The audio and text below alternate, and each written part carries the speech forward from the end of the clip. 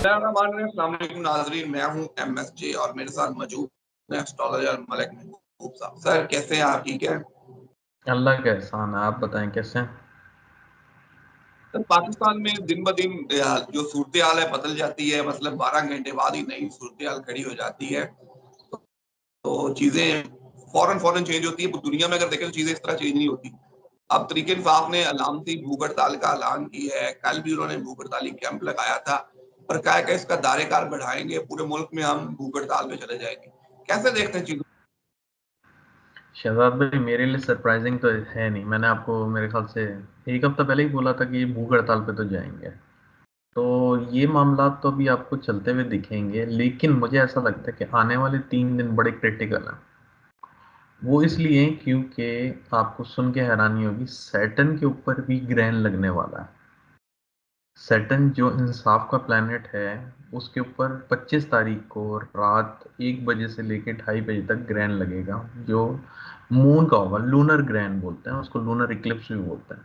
तो वो दुनिया में नहीं लग रहा, सैटर्न पे लग रहा है। तो इसकी वजह से काफ़ी बुरे असरात आने के चांसेस हैं। तो अगले 3 दिन में आपको ऐसी कोई बैड न्यूज़ मिल सकती है। इतनी बैड नहीं होगी, लेकिन बैड ज़रूर होगी। नॉर्मली इनका कॉम्बिनेशन भी अच्छा नहीं होता, और ये जिन्होंने ये जो नई इन्होंने एक भूख हड़ताल का नारा लगाया है, ये भी कोई खतरनाक इंडिकेशन देता हुआ मुझे दिख रहा है। सर अभी अलामती भूख हड़ताल है, कल को जेल में खान साहब अगर भूख हड़ताल कर देते हैं और बाहर तरीके इंसाफ वाले पूरे मुल्क में भूख हड़ताली कैंप लगा लेते हैं, तो सूरत हाल मजीद खराब नहीं हो जाएगी? वो तो मैं आपको बता रहा हूँ ना सर, ये अब खराबी की तरफ जा रहे हैं, कोई बेहतरी की तरफ तो नहीं आ रहा है। लेकिन अल्टीमेटली ये 1-2 महीने पाकिस्तान के लिए बहुत क्रिटिकल है। जैसे मैंने आपको कल भी कहा कि पाकिस्तान के लिए बहुत ज़्यादा क्रिटिकल हालात होने वाले हैं। लोग आपको सड़कों पे दिखेंगे। अब इन्होंने भूख हड़ताल का कैंप लगाया है, कल को ये एहतजाज पे उतरेंगे और नए नए मसले खड़े होने वाले हैं पाकिस्तान की आवाम के लिए भी और गवर्नमेंट के लिए भी। तो नए नए आप कह रहे हैं मसले खड़े होने वाले हैं। अगर बात करूं दूसरी तरफ, तो जो हुकूमत है उन्होंने तो फैसला कर लिया है कि तरीके इंसाफ को बैन करना ही करना है, हर सूरत इस पे पाबंदी लगानी लगानी है, चाहे कुछ भी हो जाए। रेफरेंस वो दायर करने जा रहे हैं सुप्रीम कोर्ट में। क्या लगता है कि लंबी जंग है, लंबी चीजें हैं, चीजें चलेंगी, सुप्रीम कोर्ट पे जाएंगे, वहां पे बैन करेंगे? क्या पॉसिबल है कि सुप्रीम कोर्ट में जाके भी तरीके इंसाफ को मुकम्मल बैन कर दिया जाए? मुझे लगता नहीं है, लेकिन ये बहुत करीब करीब ज़रूर पहुंच जाएंगे बैन करने के। ऐसा नहीं है कि 100% बैन हो जाएगी। अगर ये फॉर इंस्टेंस, मुझे 1% का चांस है कि ये 100% बैन हो जाए। 99% है ये कंप्लीटली बैन नहीं करेंगे। ये कुछ ऐसी लॉजिक लगाएंगे कि कुछ लिमिटेड चीज़ें इनकी बैन कर दें। 100% ये बैन नहीं कर सकता है। अगर इन्होंने कर दिया, वो 1% का भी मैं बता रहा हूँ, अगर इन्होंने 1% भी कर दिया तो बहुत बड़ी जंग खुल जानी है। फिर तो ये इन्होंने अपने मुल्क में आग लगाने वाली बात कर देंगे, जो कि बहुत खतरनाक है। तो मुझे ऐसा लगता है कि ये लोग बैन की तरफ ज़रूर जाएंगे। मैंने आपको कहा था 14 अगस्त तक जो टाइम है पीटीआई के लिए टफ है। तो इस दौरान में जो भी किए गए फैसले पीटीआई के लिए कम ही फेवरेबल होते हुए दिखते हैं मुझे। मुझे ऐसा लगता है कि हुकूमत ज़्यादा प्रेशर पीटीआई पे डालेगी। लेकिन एक बात ज़रूर है, ये जितना प्रेशर क्रिएट कर रहे हैं, तो आप अंदाज़ा लगा लें कि अगस्त के महीने में, आफ्टर मिड ऑफ अगस्त, ये सारा प्रेशर गवर्नमेंट पे आने वाला है। ये उतना ही दबाएं जितना ये खुद दब सकते हैं। ये बात हमने जहन में रखा है। तो ये अगस्त में इनके ऊपर घूम के यही प्रेशर गवर्नमेंट पे आएगा। अगर दूसरी तरफ आपसे बात करूं, जमहूरियत की सबसे बड़ी जो जमात है अपने आप को जमहूरियत की नंबरदार कहती है, कि उन्होंने कहा जी हमने जमहूरियत के लिए कुर्बानियां भी दी हैं। कल पीपल्स पार्टी ने भी मखसूस नशिस्तों पर नजरसानी अपील कर दी। मतलब ये है कि जी जो हमें नशिस्तें मिली हैं वो ठीक मिली हैं। तो कौन सी जमहूरियत की नंबरदार है वो, जो वो भी नजरसानी पे चले? वो नजरसानी में इसलिए गई क्योंकि वो भी तो हुकूमत का पार्ट है ना सर। आप ये भी तो समझें, मैं एस्ट्रोलॉजिकल नहीं बता रहा हूँ, मैं वैसे ही एक नॉर्मल बात कर रहा हूँ कि वो भी हुकूमत का ही पार्ट है ना। जो भी कुछ मिला हुआ है उनको, थोड़ा बहुत हुकूमत से ही मिला हुआ है, हुकूमत में ही मिला हुआ है। तो अगर वो नजरसानी करने के लिए जाते भी हैं, जैसे मैंने आपको कहा है, आजकल में अगर कुछ ऐसे हालात बनते हैं तो ये काफी खतरनाक हो जाएंगे। आजकल मतलब ये जो आने वाले 1-2 दिन है, ये जरा क्रिटिकल हालात हैं और आपको कुछ खतरनाक न्यूज़ मिलने वाली है। मैं अभी से आपको बता रहा हूँ।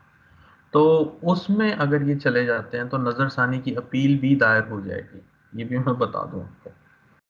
अगर ये आजकल में ये फैसला कर लेते हैं और अपील दायर कर देते हैं, मतलब तो वो फिर एक अपील लग जाएगी सुप्रीम कोर्ट में कि हाँ उसको भी सुनवाई होगी या जो भी उनका प्रोसीजर है। सर अगर बात करें जमात पे पाबंदी लगाने की बजाय अगर वो तरीके इमरान खान साहब पे पाबंदी लगा दें कि इमरान खान साहब को ताहयात वैसे नाअहल कर दें, तो फिर ही कहीं जाके जमात खत्म हो सकती है। जमात को बैन करेंगे, खान साहब बाहर आते, वो जहाँ खड़े होंगे वहां से नई जमात की इब्तिदा करेंगे, वो नई जमात शुरू हो जाएगी, नई जमात मकबूल हो जाएगी, फिर ये क्या करेंगे? बात ये है कि रहे सही इनके पास 2-3 महीने, इनको जो करना है जैसे करना है करने दें, क्योंकि होना तो वही है ना जो ऊपर वाले ने लिखा होगा। तो ऊपर वाले की तो ये लिमिट को क्रॉस नहीं कर सकता, तो इनको जो करना है करने दें आप। मैं आपको बता रहा हूँ ना सर, ये अगस्त के महीने से मिडिल ऑफ अगस्त से पूरी गेम टर्न अराउंड हो जाएगी। जितना दिख रहा है ना, ये सब कुछ घूम के उनके ऊपर आने वाला है। तो ये पाबंदी खान साहब पे कर दें, पाबंदी पीटीआई की उस पे कर दें, क्यादत पे कर दें, जिस पे मर्जी करना है कर दें। और मैं आपको एक और मजेदार बात बताता हूँ कि यहाँ पर अक्सर स्कूलों में जब एक लीडर की मिसाल दी जाती है, आपने शायद नहीं सुना होगा, तो वो पता है किसका अक्सर तस्करा करते हैं? इमरान खान का। कि इस जैसा बहादुर और ब्रेव दिलेर आदमी इमरान खान है, उसको फॉलो करो। मतलब वो लीडरशिप की क्वालिटीज जब बयान कर रहे होते हैं तो इमरान खान की एग्जाम्पल देता है। तो ये कोई आम बात नहीं है कि इन साहब को बैन कर दें या इन साहब के ऊपर ताहयात वो लगा दें, ऐसा कुछ भी नहीं हो सकता। ये इनको खुद को पता है। दूसरा आप ये कह रहे हैं आगे फिर जो आने वाले 14-15 दिन में 14 अगस्त तक तो तरीके से बात को 14 अगस्त तक बड़े मुद्दा होने की जरूरत है पीटीआई की खासतौर पर जमात। जी, उनको मोहतात रहने की ज़रूरत है, मैंने आपको कहा है। लेकिन जो मैंने खान साहब का जायचा लास्ट टाइम देखा था, उसमें खान साहब को मैंने, अगर आपको याद होगा तो मैंने यही कहा था कि अब खान साहब एग्रेसिव इंस्टेंस उठाएंगे, और वही हो रहा है। खान साहब ने एग्रेसिव इकदाम उठाने शुरू कर दिए। तो आपको ये महसूस होगा आगे चल के कि ये चीज़ें अगर ये थोड़ा सा मोहतात होके करते तो ज़्यादा बेहतर हो जाते। लेकिन वो सिचुएशन ऐसी बनी होती है, किसी के हाथ में नहीं है। अब उनको कौन जाके बताए कि भाई आप थोड़ा मोहतात होके चलें, कि ये टाइम अच्छा नहीं है, कोई वाली। सर इंशाल्लाह कल से हम आपसे स्टोन पे बकायदा एक सीरीज शुरू करेंगे, हम बाकी चीजें भी साथ करते रहेंगे, स्टोन के बारे में आपसे पूछेंगे कि कौन से स्टोन किस स्टार के लिए, किस ब्रूज के लिए ज्यादा अच्छे हैं। थोड़ी सी स्टोन पे बात कर लें, बहुत से लोग अभी भी पूछते हैं, सवाल करते हैं कि स्टोन की एनर्जी क्या है, क्या स्टोन से जिंदगी तब्दील होती है या कोई वो और एनर्जी को पैटर्न को प्रेजेंट करते हैं? सर मैं आपको छोटी सी एग्जांपल देता हूँ। स्टोन जो होते हैं ना, बड़े ही पावरफुल होते हैं। स्टोन में इतनी पावर होती है कि वो काया पलट सकते हैं। लेकिन वही वाली बात है कि आपको रियल स्टोन मिलना चाहिए, रियल होना चाहिए, उसके अंदर कोई नेगेटिव एनर्जी नहीं होनी चाहिए, किसी ने पहना हुआ नहीं हो। और वो सब चीज़ें उसको प्योरीफाई करने के बाद आप उसका फायदा उठा सकते हैं। अगर आप ऐसे ही किसी का गिफ्ट दिया हुआ पहन लिया, या मियाँ बीवी ने आपस में एक्सचेंज कर लिया, भाई बहन ने एक्सचेंज कर लिया, तो ये बहुत खतरनाक होते हैं। होता ये है कि वो स्टोन आपकी एनर्जी को एब्जॉर्ब करता है, और जब आप उसको किसी और ने जिसने भी हाथ में अगले ने पहनेगा, वो सारी एनर्जी उसके अंदर ट्रांसफर हो जाएगी। वो अच्छे को तो छोड़े, आप बुराई में चल पड़ेंगे। इसीलिए आप देखते हैं, अक्सर सुनते होंगे कि स्टोन पहनने से ये हादसा हो गया, या स्टोन पहनने के बाद वो मतलब आसमान से जमीन पे आ गए। जमीन से आसमान वाले तो बहुत कम केसेस होते हैं, आसमान से जमीन वाले 99% केसेस होते हैं। क्योंकि उनमें एक्चुअल असलियत ये होती है कि वो बगैर सोचे समझे देखे बगैर पहन लेते हैं। अच्छा, स्टोन पहनने का एक और तरीका होता है। स्टोन को आप तकिए के नीचे रखें 1 हफ्ता, अगर बहुत पावरफुल है, और फिर उसको रख के सोएं। उसके बाद आप देखेंगे कि आपके अंदर क्या इंप्रूवमेंट आ रही है। नॉर्मली लोगों को ख्वाबें आना शुरू हो जाती हैं, अच्छी बुरी। अब डिपेंड करता है कि आपकी कैसी पर्सनालिटी है, क्या होता है आपके साथ ड्यूरिंग द डे, आपने क्या किया है, नाइट, तो वो चीज़ें आपको महसूस होना शुरू हो जाएंगी कि ये स्टोन मेरे साथ काम कर रहा है, ये मेरी बॉडी को रिफ्लेक्ट में, मतलब कंपाउंडिंग हो रही है बॉडी के साथ ही नहीं हो रही। तो ये कुछ चीज़ें हैं जो नॉर्मली स्टोन पहनने से पहले करते हैं, ये प्रिकॉशंस होते हैं, तो ये करने चाहिए, ज़रूरी हैं। अब आपने बोला रेमेडीज़ के, अब मैं एक छोटी सी रेमेडीज़ की भी बात करूंगा। एक छोटी सी एक टिप भी दे देता हूँ कि जो बच्चे नॉर्मली, जिन बच्चों का फोकस नहीं होता ना पढ़ाई में, तो वो एक काम कर सकते हैं, जो पेंसिल का सिक्का होता है ना, पेंसिल के सिक्के को आप अगर 3 दफ़ा अपने सर से घुमा के पानी में फेंक दें, पेंसिल का जो सिक्का होता है आपको पता है, उसको पीस के 3 दफ़ा सर से घुमा के फेंक दें उस बच्चे से, उसका फोकस वापस आ जाता है। अब ये इतनी सी रेमेडी है, अब इसके लिए स्टोन की ज़रूरत नहीं है, लेकिन ये चीज़ें आपको देख के पता चलती हैं कि आपके स्टार के साथ मैच हो रही हैं या नहीं।